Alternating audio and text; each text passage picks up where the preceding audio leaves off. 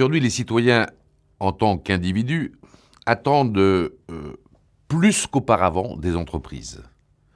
L'étude que l'Institut ELAB a réalisée pour l'Institut de l'entreprise en janvier dernier révélait que plus de 3 Français sur 4 reconnaissent que l'entreprise est un lieu de formation, de création, d'innovation et de transmission.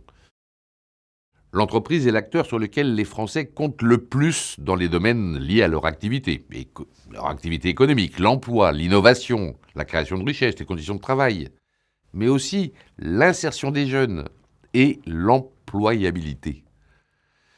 Et ils en attendent également plus collectivement.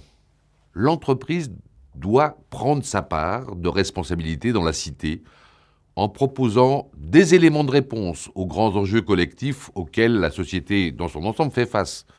Qu'il s'agisse par exemple du changement climatique, des inégalités sociales, des problèmes de la mondialisation, ou bien des problématiques liées à l'attente des nouvelles générations.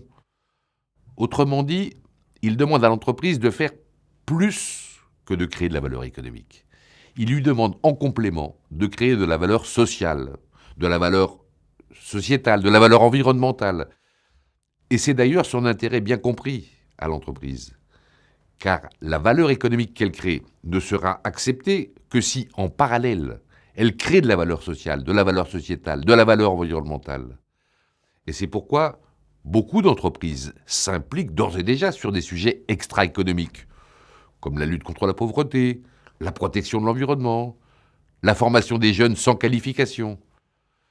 Des sujets qui peuvent apparaître extérieurs à leur champ d'action habituel, mais qui en fait ne le sont pas. La pérennité de l'entreprise en tant qu'organisme créateur de richesses en dépend. Car la manière dont une entreprise s'inscrit dans son entourage et tisse des liens avec ses parties prenantes, ça détermine sa légitimité à produire et à vendre. Aucune activité économique ne saurait perdurer s'il ne répond pas aux appels pressants que lui adresse son époque.